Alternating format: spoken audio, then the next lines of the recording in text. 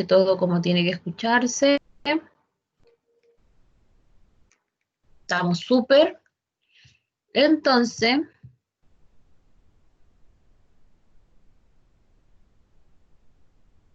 vamos a empezar con la clase. Ah, no, ya la tengo lista, no voy a abrir los documentos, ¿verdad que la dejé abiertita? Así que nos vamos acá. Muy bien. Y vamos a empezar a hablar sobre algo que es súper común y que lo ocupan mucho los kinesiólogos. Hoy nos está, pero vamos a ver, vamos a escapar y vamos a ver por qué no está compartiendo. Pero en un minuto. Ah, porque apagué la...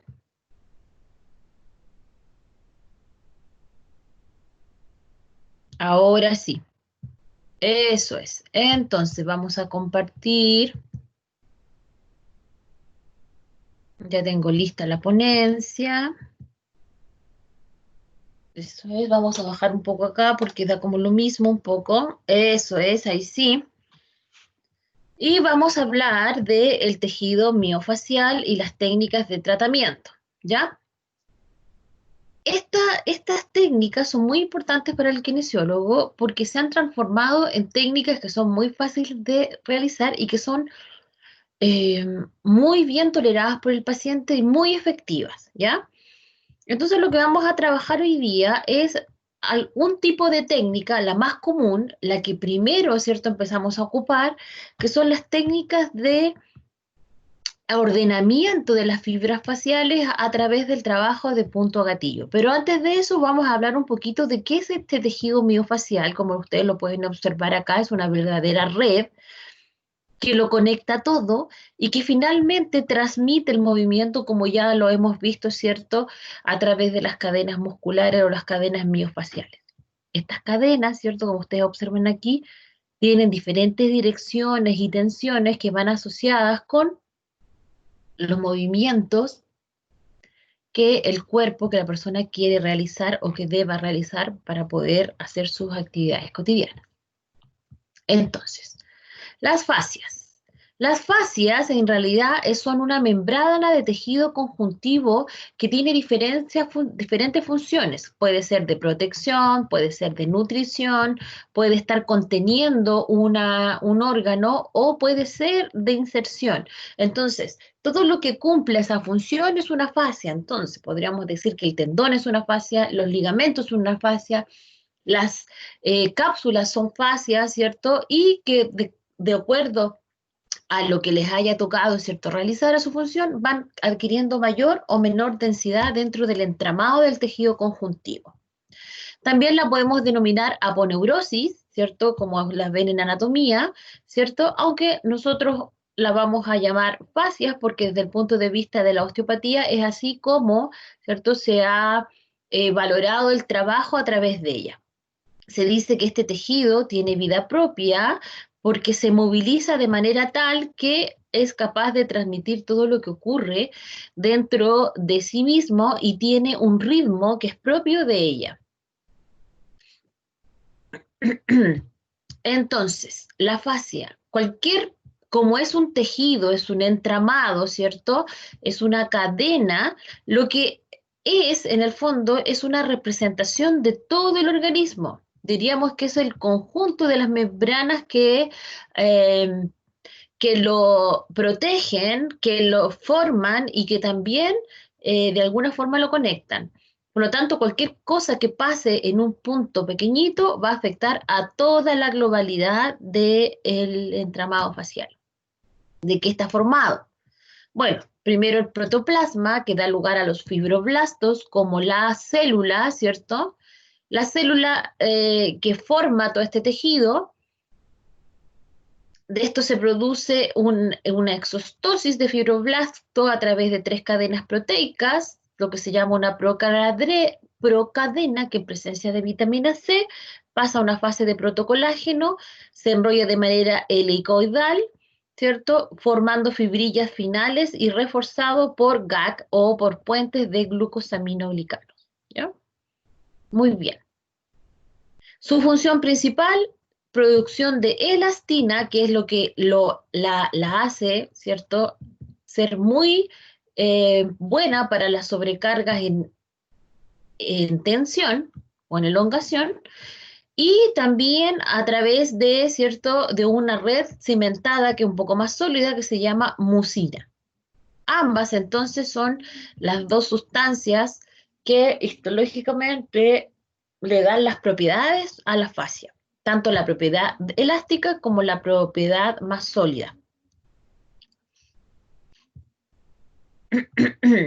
Muy bien, ¿cómo se produce la secreción de elastina? No se sabe mucho cómo, pero se tiende a pensar que en la medida que nosotros hagamos movimientos equilibrados, grupales, globales, la elastina se mantiene, ¿cierto?, mayor tiempo en producción que si entramos en un síndrome de dismovilidad, es decir, si un segmento deja de moverse, ¿cierto? La cantidad de elastina también disminuye, entonces tiene directa relación con el movimiento. Fisiológicamente no se conoce mucho cómo esto estimula la secreción de elastina. Sin embargo, la secreción del colágeno, ¿cierto?, es estimulada por la tensión de los tejidos, es decir, entre más, ¿cierto?, yo maneje la tensión de manera equilibrada, mayor secreción de colágeno nuevo, por lo tanto tengo una fascia mucho más protegida y mucho más adecuada para la sobrecarga de la vida cotidiana. Si la tensión es continua, las fibras se ordenan en serie. Si el tejido soporta tensiones cortas pero repetidas, las fibras se ordenan en paralelo. Entonces tenemos dos formas. Por ejemplo, en la musculatura que es tónica, la tensión se manifiesta constantemente, por lo tanto vamos a encontrar que las fibras de las fascias van a responder, ¿cierto?, a la dirección de las fibras de la musculatura. ¿Por qué? Porque se ordenan de manera eh, serial con respecto a las fibras. Si por el contrario tenemos, ¿cierto?, una zona donde las tensiones son cortas y repetitivas, ¿ya?, vamos a ver que las fibras, por ejemplo, en un ligamento, las fibras se van a ordenar de esta forma, es decir, ¿cierto?, cruzadas con respecto al tejido primario, ¿ya? Todo va a depender de la forma en que se comporte la fascia.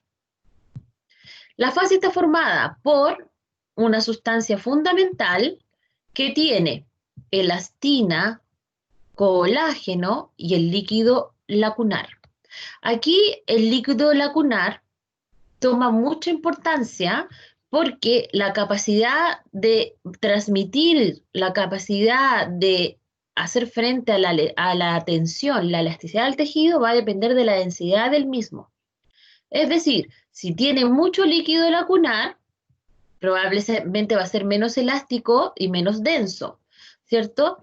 Sin embargo, si tiene menos líquido lacunar, va a ser mucho más denso y mucho más rígido, ¿cierto? Generando, por ejemplo, mucho mejor que realice las funciones de protección. El líquido lacunar es muy importante, pues, porque es la fuente nutricia y de protección de este tejido conectivo. ¿Ya? Está compuesto por el plasma, ¿cierto? Y está lleno de elementos nutritivos y macrófagos, ¿cierto?, que van a ir limpiando este líquido, manteniéndolo en constante equilibrio funcional. A esto se le llama la linfa del tejido conectivo.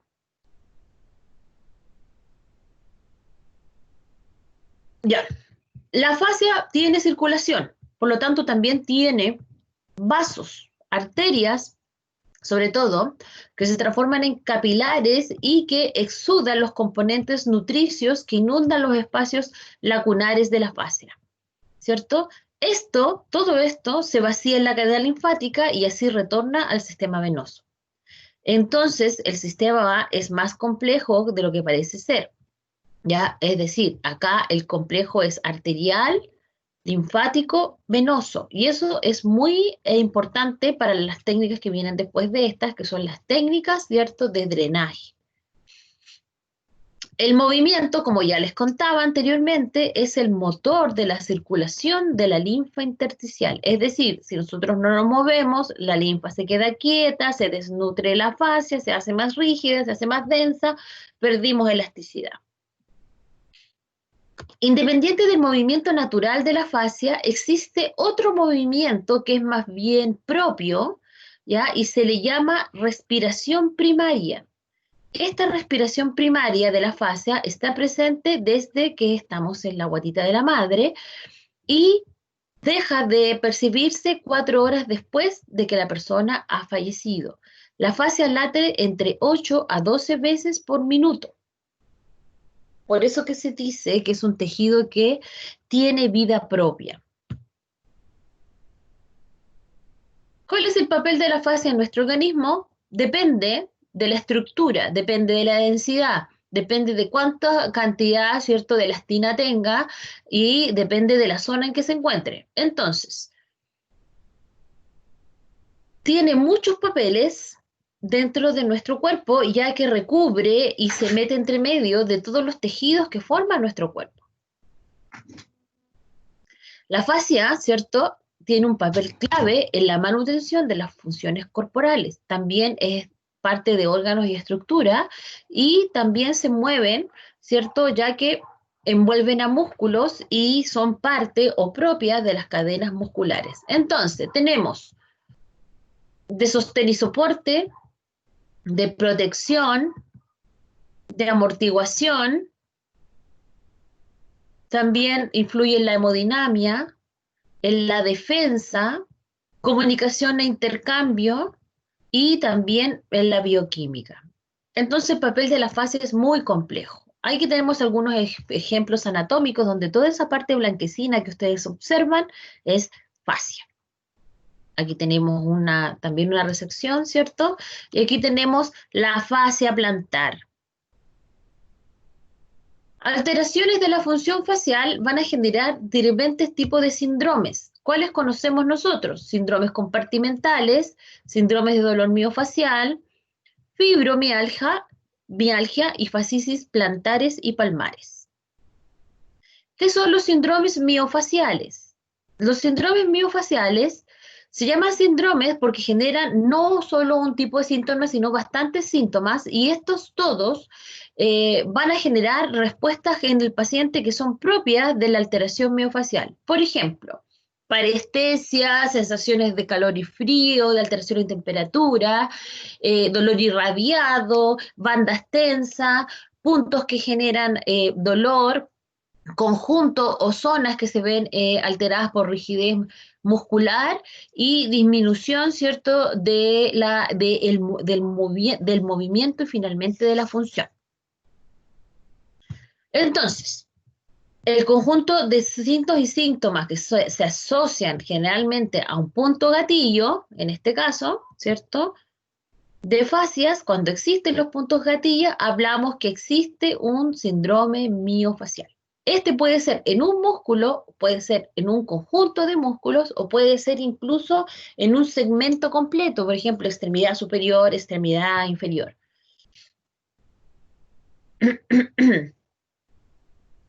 El diagnóstico de síndrome miofacial, entonces, cuando yo lo hago, tengo que preguntar por todas estas características que recién conversamos para recién decir que corresponde a un síndrome miofacial y realizar el diagnóstico. ¿Qué es lo que es un punto gatillo? Un punto gatillo es un punto activo de hiper irritabilidad, ¿ya? Ahora, hay que hablar que los puntos gatillos no siempre están activos, ¿ya? Pero por los que los pacientes consultan son generalmente estos que están molestando y que están produciendo un dolor o por irritación, ¿ya? Los puntos gatillos son puntos activos, focos de hiperirritabilidad, que pueden encontrarse dentro del músculo o pueden encontrarse en la fascia.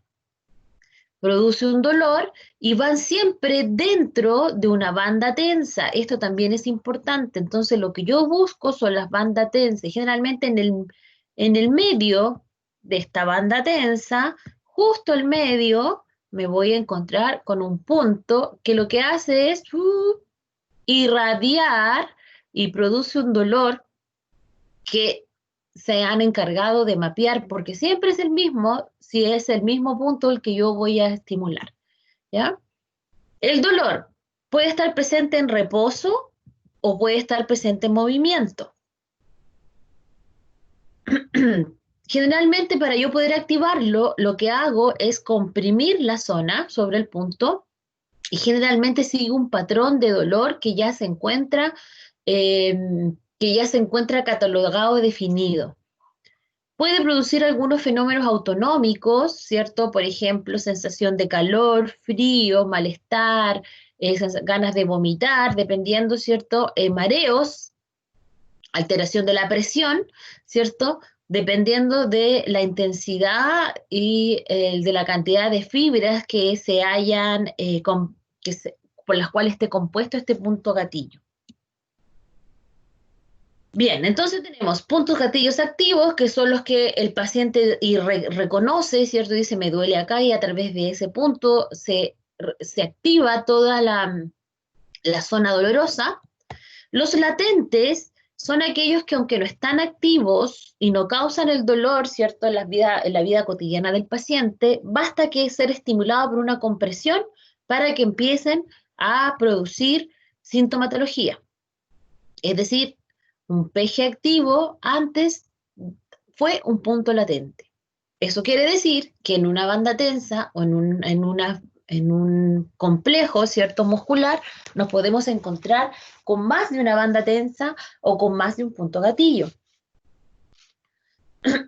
Es mucho más difícil lograr una respuesta por compresión en un PG latente que en un PG activo. Acá el paciente va a gritar inmediatamente e incluso lo va a reconocer.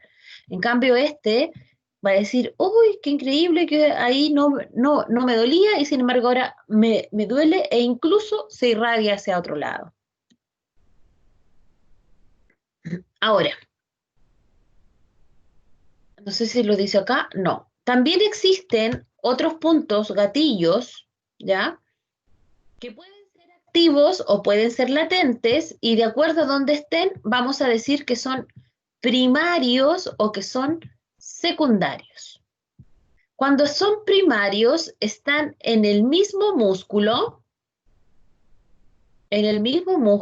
¿cierto? O en el mismo grupo muscular. Por ejemplo, manguito rotador, ¿cierto? Si los puntos gatillos están en el mismo grupo muscular, decimos que son puntos primarios. Si son activos, ¿cierto? O son latentes, sigue siendo puntos primarios porque se encuentran en la zona de la musculatura, en la zona de la alteración, ¿ya? Pero los secundarios se encuentran a distancia. Entonces vamos a hablar que que hay también unos que se producen lejos o a distancia. Estos puntos gatillos a distancia se producen en músculos que tienen relación secundaria con el gesto alterado. Por ejemplo, dorsal ancho tiene inserción en la extremidad superior, pero su función principal la realiza generando extensión, ¿cierto? O la erección de la columna. Por lo tanto, no es tan fácil de que se asocie a un dolor de manguito rotador, pero si se mantiene en el tiempo, pueden aparecer puntos gatillos secundarios dentro del recorrido de las fibras del dorsal ancho, generando dolores irradiados hacia el brazo o hacia la zona lumbar. ¿Ok? Entonces, no solamente, ¿por qué? Y esto obedece al sistema cerrado de cadenas musculares. Cadenas musculares. ¿Ok? Entonces, tenemos puntos primarios, perdón, puntos activos, puntos latentes, puntos primarios, puntos secundarios. Entre los primarios tenemos los que están en el mismo músculo y los que están en el mismo grupo muscular. Y entre los secundarios tenemos los que se encuentran a distancia. ¿Ya? Los que se encuentran a distancia son en músculos que si bien no se encuentran dentro del grupo, de alguna manera, ¿cierto? Generan o reciben aferencias de otras zonas musculares por transmisión de cadenas faciales. Algunas consideraciones generales importantes o tips, ¿cierto? Cuando nosotros decimos que estamos frente a un punto gatillo y no es un punto de hipersensibilidad, cuando yo hago la compresión isquémica e inmediatamente aparece el dolor referido o el dolor irradiado.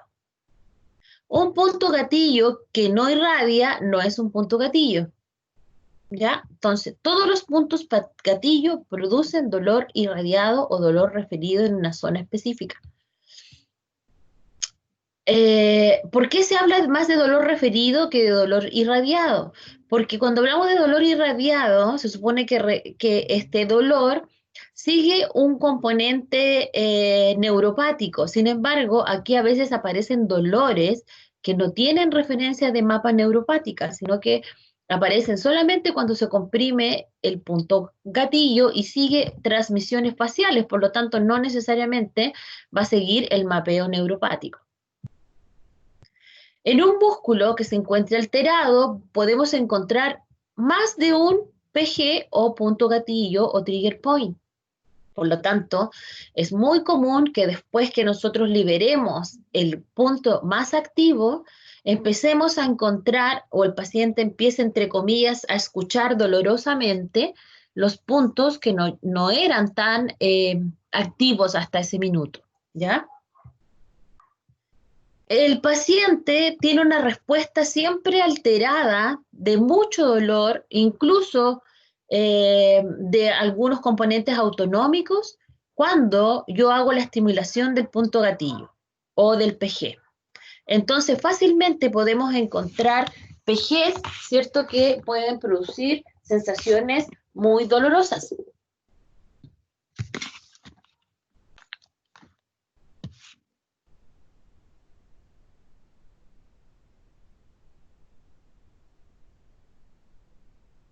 Bien, entonces, hablamos de un músculo con PG, pero también podemos encontrar un grupo muscular con PG. ¿Qué es lo que es el grupo muscular? Ya lo sabemos, ¿cierto? El par de fuerzas. Aquí está el par de fuerzas, ¿cierto? Músculos agonistas y antagonistas que tienen una respuesta refleja espinal común. Esto es Sherrington, ¿ya? Para que vayamos ya hablando de esto, porque en algún minuto Sherrington, ay, me parece que es Sherrington, aquí, Sherrington, muy bien, ¿ya? Vamos a tener que incorporar qué pasa con Sherrington, porque Sherrington nos da el fundamento, ¿cierto? Neurofisiológico de cómo se producen las respuestas de contracción frente a las respuestas musculares o a los requerimientos, ¿ya? Muy bien. Una banda tensa es un grupo de fibras musculares que están asociadas a un PG. En realidad, más que asociada, contienen los puntos gatillos. Y se reconocen porque son más densas que las otras, están acortadas, y su disposición de cuerda cuando el músculo es palpado, es decir, tiene una sensación como que fuera el famoso lomito de toro. Un PG satélite, miren, acá es un PG que se encuentra en un músculo que no está dentro del grupo muscular afectado, ni dentro del patrón referido, es lo que yo les contaba anteriormente. Un PG secundario, o sea, esto podríamos decir que es un PG a distancia, o un punto gatillo a distancia. Un punto gatillo secundario es aquel que se genera por sobreesfuerzo del sinergista para realizar la función del agonista afectado, quien es portador de un PG primario. Se encuentra circunscrito al grupo muscular. ¿Ok? Bien. Entonces, para que nos quede claro, tenemos PG satélite o a distancia y PG secundario, ¿cierto? que se generan, si bien se pueden generar en el grupo muscular, veámoslos acá, ¿cierto? No se generan en el músculo que está haciendo o que está alterando el gesto, sino que se generan en los sinergistas.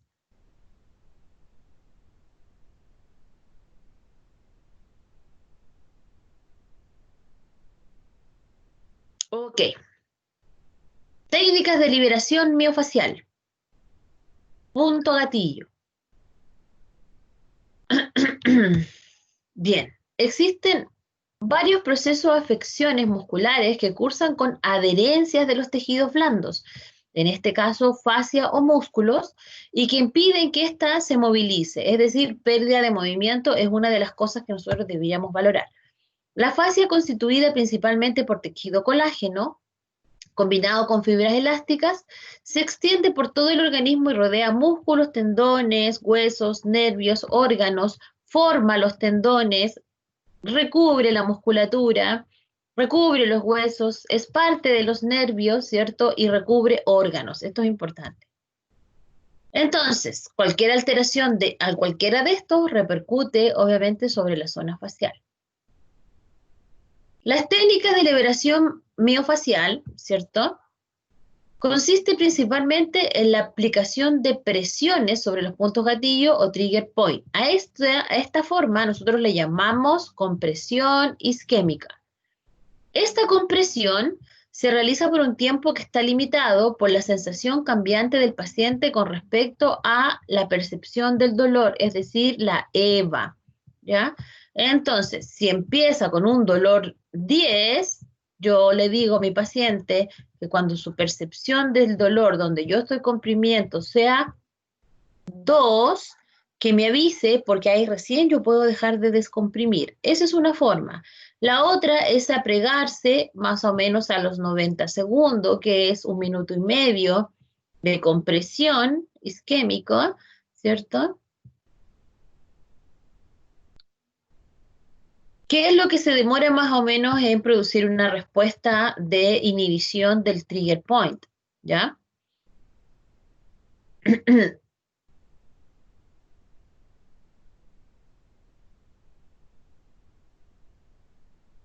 Luego de realizar la presión y haberse dado el dolor, se aplica un estiramiento o elongación de la musculatura. La compresión isquémica que está haciendo esta tratante sobre el paciente, ¿cierto? Lo que hace es impedir por un rato que aquí en esta zona haya irrigación, ¿ya?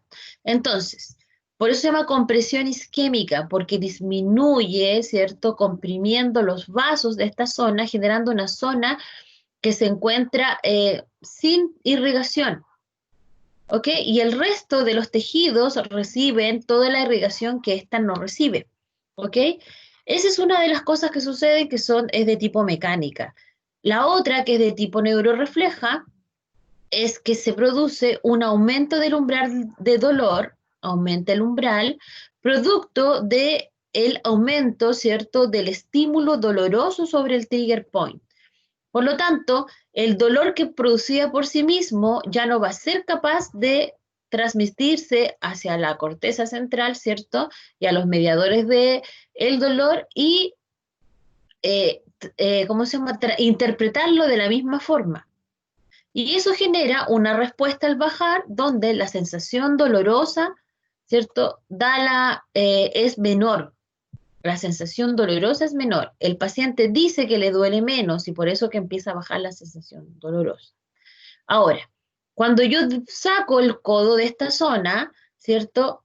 Toda la sangre que había salido por aumento de flujo empieza a rellenar la zona, ¿cierto? Va a ir a producir un alivio de la zona dolorosa, ya porque se le está afuera el estímulo, ¿cierto? Va a empezar a producir una nutrición de la zona que no estaba nutrida, va a limpiar de las sustancias alcógenas que lo estaban hiperirritando, ¿cierto? Y eso de alguna forma va a disminuir la actividad del punto gatillo, ¿ok? Luego, ¿por qué es importante producir estiramiento o elongación? Porque debemos ordenar las fibras desordenadas donde está este punto. Si este punto estuviese aquí dentro de esta banda tensa, ¿cierto? Encontraríamos que dentro de este punto gatillo generado, ¿cierto? Las fibras de colágeno están todas desordenadas de manera tal, ¿cierto?, que están produciendo compresión de los vasos que se encuentran acá e inhibición de las fibrillas nerviosas que también se encuentran acá, produciendo, ¿cierto?, todo un proceso de tensión del tejido, ¿ya? Y lo que se transmite, obviamente, es dolor. Luego que se realiza el estiramiento pasivo, debemos darle un nuevo mensaje a nuestro sistema nervioso central y decirle, ¿cierto?, que tiene que movilizar ese segmento o ese músculo, pero sin dolor. Entonces, ¿qué debo hacer? Tengo que realizar el movimiento activo asociado a la problemática del músculo agonista que se encuentra alterado.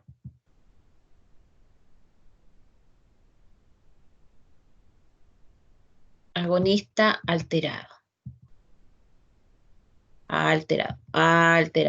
alterado. Ahí sí, école. ¿Ya? Si entonces nosotros primero hacemos compresión isquémica, después hacemos el estiramiento, finalmente terminamos con movilización activa del movimiento involucrado en el músculo agonista que se encuentra alterado o que tiene el punto gatillo. ¿Ok? ¿Para qué me sirve esto? Para que haya una respuesta nueva que diga, ah, ahora está bien, este movimiento no está restringido, tiene que seguir así. ¿Ok? Y perpetuando las condiciones fisiológicas nuevas que yo le di luego de generar la compresión isquémica y el estiramiento pasivo. Por eso se tiene que hacer. Es decir, cuando ustedes dicen, solamente compresión isquémica, están hablando de una parte de esta técnica, ¿cierto?, de liberación facial. No, esta no es la única técnica, hay varias, muchas, tal release miofacial, estiramiento miofacial, tenemos las técnicas asociadas cráneo-sacrales y una variedad, ¿cierto?, cuya función principal es liberar la fascia.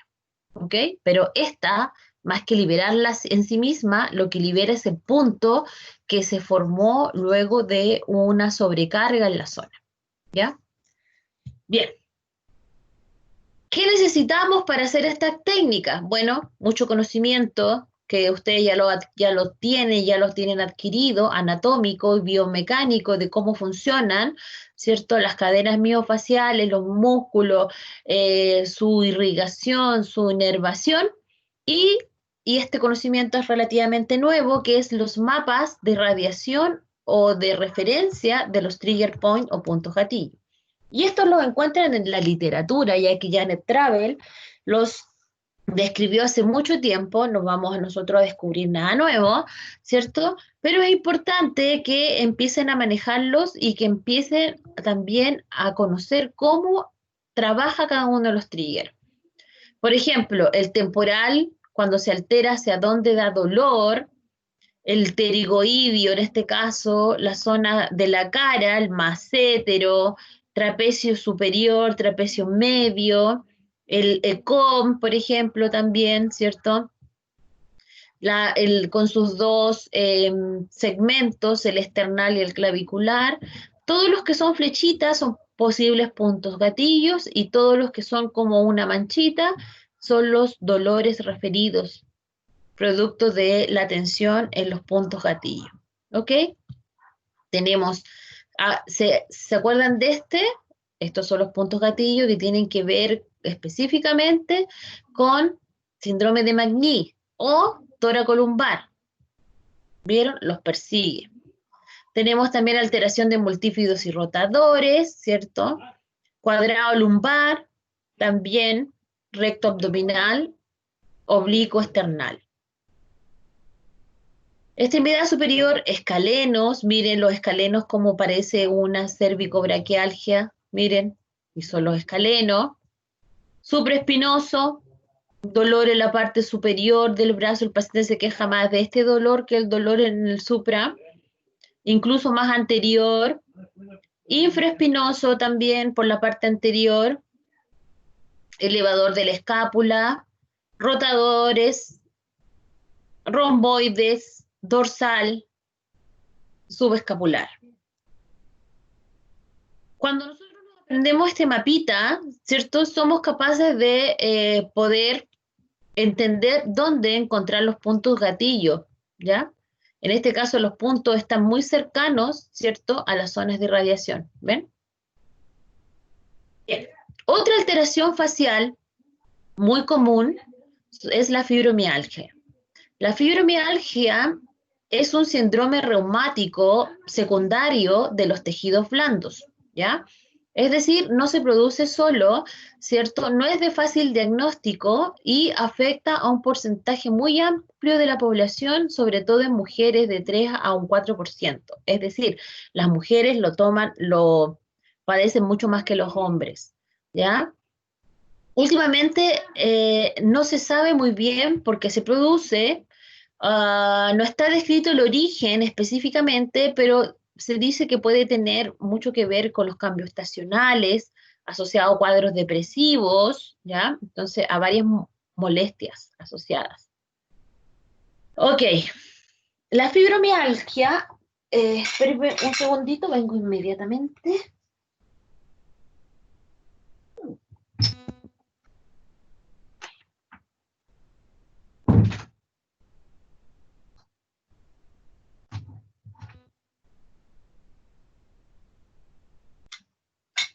Ok, la fibromialgia, ¿cierto? Ha sido descrita como un reumatismo, ¿cierto? También se le llama miofibrositis, miofascitis, miogelosis, mialgia reumática, colangenosis, colangenopatía, es decir, tiene una variada diagnosis muy rica para describir la alteración de las fibras en general de fascias. Las fascias se alteran en sí mismas, el tejido conjuntivo se altera. No hay ninguna prueba de laboratorio que nos indique específicamente si existe o no una alteración facial, ¿ya? O que indiquen que éstas se encuentran anormales. El diagnóstico se realiza por examen clínico de la fibromialgia, ¿cierto? Y el examen clínico va asociado a un examen específico del tipo de dolor del paciente. ¿Cuáles son los factores en los que yo tengo que poner ojo?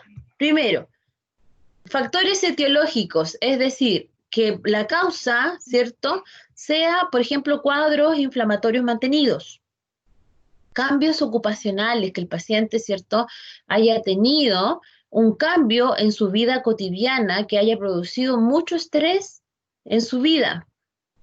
Cambios de temperatura, los cambios de temperatura, la gente con fibromialgia, ¿cierto? Puede ser un causante de dolor muchas veces, sobre todo si este cambio de temperatura ha sido muy fuerte, entonces después se produce como una ineficiencia de adaptación para los cambios de temperatura. Las infecciones también pueden producir cierto fibromialgia. La tensión emocional, yo diría que es la más común y es la que más puede ser un factor predisponente para producir cuadros de fibromialgia, y la depresión más que ninguna otra, ¿ya? Este dolor inespecífico, como si el cuerpo te doliera como el alma, solamente la produce la depresión, ¿ya? Las otras sí se parecen, pero eso es. La mala condición física no ayuda, es un factor perpetuante, y ojo que los trastornos del sueño van asociados a esto, por lo tanto van en conjunto, ¿ya? Estos pueden generar un círculo vicioso que nos lleven a la tensión emocional y a la fibro. Y si ustedes lo piensan, muchos de estos también tenían que ver con pacientes con alteraciones de ATM. Entonces, las alteraciones de ATM, ¿ya?, pueden ser secundarias a una fibro. Así que hay que ponerle ojo. ¿De qué se queja el paciente? Dolor de todo le duele, incapacidad para tener un sueño que se repare, es decir, no llega sueño a la fase REM, sensación de cansancio crónico, sensación de tener parestesia, sobre todo matutinas, que amanece con la sensación de hormigueo, que, no que se le pasa con el movimiento y que aumenta con la inmovilidad, el reposo. Sensación subjetiva de edema, miren, se parece mucho a los otros síndromes regionales porque produce alteraciones autonómicas. También puede estar asociado con migraña, colon irritable, todo tiene que ver con estrés, ¿bien? Estrés, alteraciones en la regla también, ¿ya? Aunque no es reconocida como una enfermedad que sea discapacitante, un 7% de los pacientes dice sentirse no capacitado para seguir con su vida. Así que no es menor el diagnóstico de fibromialgia, ¿ya? También lo van a encontrar como el diagnóstico de alteración inespecífica del tejido conjuntivo, ¿ya? Entre los diferentes tipos de diagnosis. Bien, entonces, ¿de qué se trata esto? El paciente dice tener mucho dolor generalizado, sensación de fatiga crónica, depresión, miren, está acá al medio, por algo será, ¿cierto? Falta de descanso con la alteración de sueño. ¿Qué no debo hacer? No debo fumar, porque el cigarro me va a producir mayor, ¿cierto? Afectación en el cuadro, cambios hormonales, por lo tanto, por eso es mucho más activo en la mujer que en el hombre, sobre todo sobre los 40 años, 45 años. Cualquier trauma físico también va a ser un factor perpetuante. Los traumas emocionales, obviamente, que me van a ayudar a que se produzcan. Ejercicio inadecuado, mala postura, también van a ser, ¿cierto? Posibilidades de que la fibromialgia aparezca. Entonces, ¿cuál será el ejercicio adecuado? El ejercicio adecuado es un ejercicio aeróbico controlado, ¿ya? Yo no puedo, por ejemplo, con este paciente, trabajar técnicas de liberación facial fuerte porque el paciente no va a ser capaz de controlar el dolor. Y esa fascia lo único que va a hacer va a ser irritarse. Entonces, mis técnicas tienen que ser muy protectoras, ¿cierto? Y muy asociadas a lo que conversábamos, ¿cierto? En la primera etapa de esta unidad. Muy bien. Entonces, el estrés produce dolor. Este es un cuadro, ¿cierto? De feedback negativo. El dolor me produce alteración del sueño, la alteración del sueño me produce más estrés, el estrés se magnifica con la alteración del sueño, como no duermo bien me canso, como me canso me produce estrés, esto me produce dolor y así eternamente en este, ¿cierto? En este feedback negativo. ¿Cuáles son los criterios de examinación? ¿En qué tienen que ustedes poner ojo? Bueno, el dolor es difuso. No es el dolor que nosotros reconocemos en un síndrome miofacial, ¿cierto? Que nosotros decimos está aquí, en una zona, en un segmento, en un par de fuerza. No, ¿cierto? El paciente dice sentir un dolor muy alto, intenso, generalizado, crónico, ¿ya? De un EVA muy alto. Entonces, vamos a poner para que no se nos olvide, es un dolor intenso. El paciente se incapacita, no es capaz lo lleva a la cama, ¿ya? No es un dolor cualquiera. Criterios de diagnóstico del Colegio Americano de Reumatología, ¿cierto? Nos dicen que para poder hacer el diagnóstico, el paciente debe tener 18 puntos de hipersensibilidad dolorosa, ¿ya? ¿Cuáles son estos puntos? Esto que ustedes observan acá, ¿ok? Entonces, tenemos dos puntos en la zona occipital de inserción que son súper comunes, ¿cierto? Cervical bajo en la cara anterior de los espacios C5, C6 por la parte anterior, trapecio en la parte superior, supraespinoso, segunda costilla, epicóndilo externo, glúteos, trocánter mayor y rodillas. 1, 2, 3, 4, 5, 6, 7, 8, 9. ¿Ya? Todos son bilaterales. Y si ustedes se dan cuenta, como kinesiólogos, es muy fácil que estos puntos son los más comunes de dolor de los pacientes. El paciente se queja de dolor en esta zona cuando va con un problema cervical, se queja de la zona occipital, se va hacia el trapecio, va hacia la zona de, en el fondo, está siguiendo una cadena facial. ¿La ven o no? Miren. Esta zona de acá generalmente no duele porque no son músculos que sean tan tónicos en la parte media, pero se vuelven, ¿cierto?, a tensar en la zona glútea y en el trocante, llegando hasta la rodilla, ¿ya? Y aquí va desde la zona supraclavicular, ¿cierto? Perdón, desde la zona supraespinosa hasta el codo. Bien, si ustedes conocen a alguien que te duele en todos estos puntos, entonces el diagnóstico es fibromialgia. La fascitis plantar, ustedes la reconocen, es una inflamación de la fascia, ¿ya? Plantar, y que responde generalmente a una disminución de la protección de la capa de grasita que uno tiene, de la esponja grasita que uno tiene en la zona, ¿ya? La fascitis plantar entonces es muy común que se produzca otra vez en las mujeres, ¿ya? Aunque también se produce en hombres, ¿ya? ¿Por qué? Porque producto de los cambios hormonales, disminución de las hormonas, entrada, ¿cierto?, en el ciclo de envejecimiento, producto de lo mismo y de la menopausia, ¿cierto? La cantidad de grasita circulante disminuye, por lo tanto, la fascia plantar queda expuesta, ¿cierto?, a las alteraciones del suelo. Y obviamente se irrita mucho más porque no tiene esta grasita que la protege. ¿Qué otra cosa puede ser o puede producir fascitis plantar? Que es muy común, el pie cabo. Entonces, si más encima es mujer con pie cabo, entrando en la edad de menopausia, pie cabo, ¿ya? Y todos los que tengan que ver con pie cabo varo, pie cabo valgo, retropie valgo asociado al cabo, en fin, ¿ya? Todas las alteraciones que tengan que ver con el pie cabo finalmente me van a producir una tensión de la fascia. Si este fuese el pie, ¿cierto? Aumento ahí. Y toda la fascia plantar se va a ver acortada, ¿ya? Cerrada. Y esta rigidez de la fascia, ¿cierto?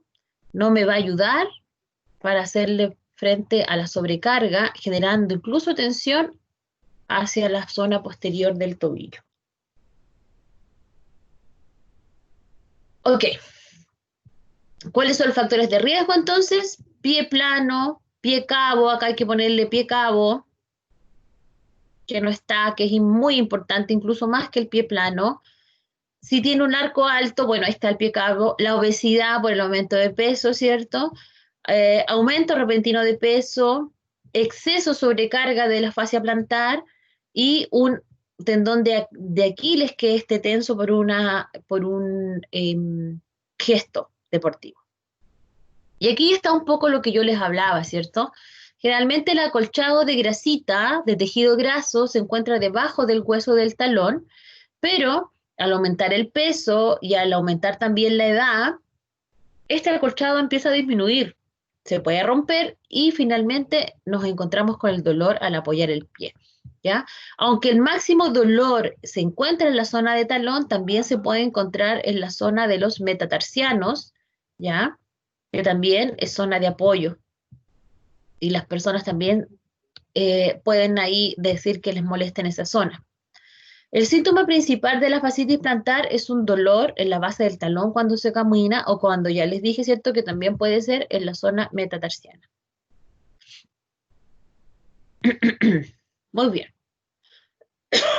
¿Cómo se produce este dolor? Generalmente el paciente sale de la posición de reposo, se sienta en la cama y va a dar el primer paso y al sobrecargar inmediatamente la fascia, esta se queja y empieza a doler en las zonas de inserción.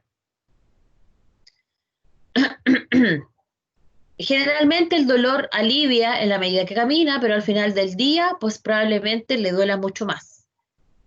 ¿Qué se puede hacer en este caso? Ah, bueno, ¿qué se produce? ¿Por qué se puede producir?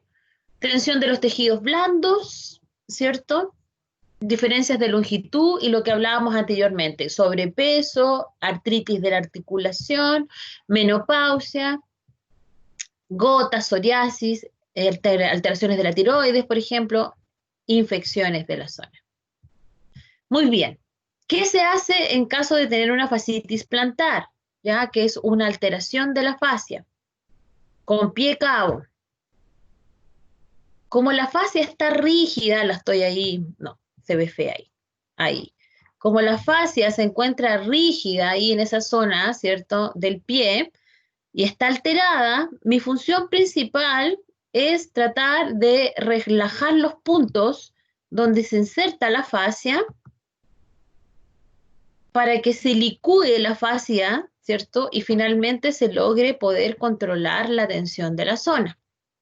Se puede lograr con una plantilla, el plantillaje ayuda mucho porque mantiene, ¿cierto?, la sobrecarga en los puntos que no necesariamente son los puntos de inserción facial, pero también es importante la liberación facial de esta zona. Puntos gatillos realmente no se forman, por lo tanto lo que hacemos es una tensión mantenida tratando de levantar esta carpita mucho más de lo que está para luego disminuir esa tensión, la fascia logre estar mucho más estiradita y menos tensa, ¿ya? Como se inflama, el ultrasonido se puede ocupar en las primeras sesiones, ¿cierto? Pero importante es el running, la masoterapia, la liberación facial por deslizamiento, calor local en la zona y ejercicios activos. Y con esto, chicos, voy a escapar de acá. Se demora un poco en escapar porque pide permiso, ¿cierto? Vamos a borrar las manuscritas para que sea más fácil. Escapamos. Voy a descartar para que escape. Muy bien, vamos a cerrar esto. Vamos a guardar para después subirla, ¿cierto? Y quiero compartir con ustedes, espero que esté abierto y espero que también se oiga lo suficiente. Lo voy a silenciar porque a veces el sonido cuesta más, ¿cierto? Ojalá que se cargue.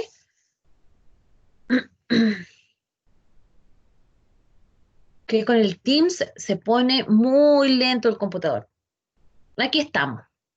Se lo voy a ir explicando yo. Este pacientito está con mucho dolor en la zona superior de cuello, en la zona suboccipital, ¿cierto? Y él dice que lo que más le duele, en realidad, no es esa zona, ¿ya? Sino que es unos puntos, claro, si yo le toco ahí le duele, pero donde más le duele en general, ¿cierto? Vamos a dejar que lo... Ahí están dando los diferentes puntos. Ah, no es lo mismo que vimos antes, ya no importa. Este paciente se queja de esta zona, esto quería mostrarles, se queja arriba, se queja en la parte superior del trapecio, pero los puntos de dolor se encuentran acá abajo, ¿ya? Entonces este pacientito, aunque sabe, tal vez no siente de manera natural que le duele en esa zona, ¿ok?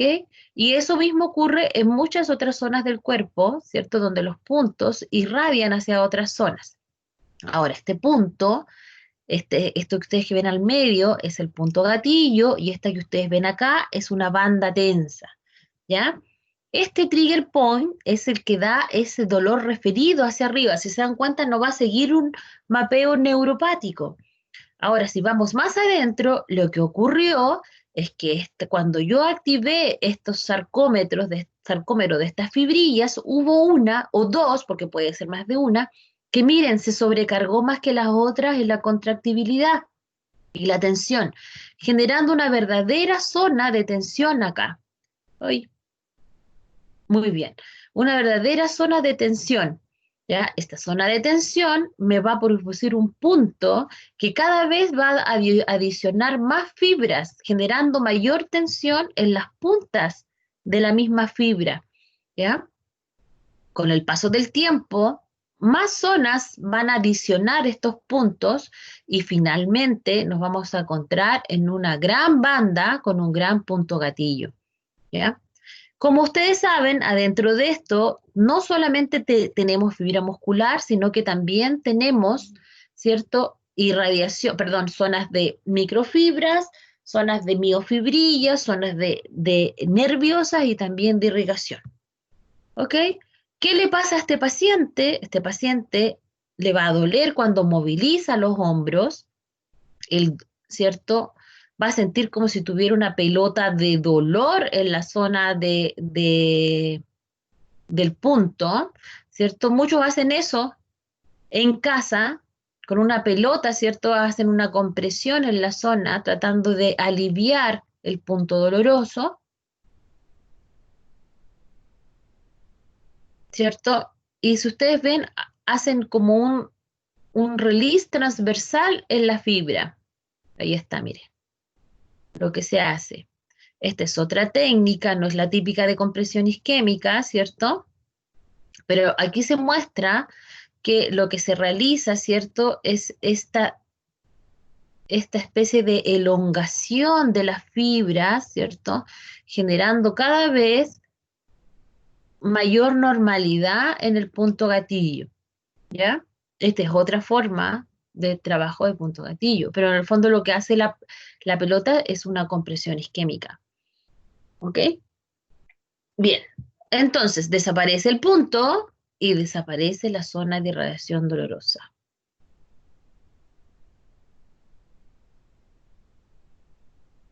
Eso es. Bien, como este, hay muchos otras, como ustedes pueden observar, ¿cierto? Acá, videos sobre cómo trabajar los puntos gatillo, ¿ok? La idea era compartir uno básico para que ustedes pudieran observar cómo funcionaba. ¿Ya? Me voy a ir ahora, voy a cerrar esto, me voy a ir a la reunión. Muy bien. Chiquillos, espero sinceramente que esta clase les quede grabada. Eh, yo la voy a guardar, ¿sí? Y se las voy a dejar por acá. La voy a detener ahora, la grabación, y las vamos a compartir. Siempre es un gusto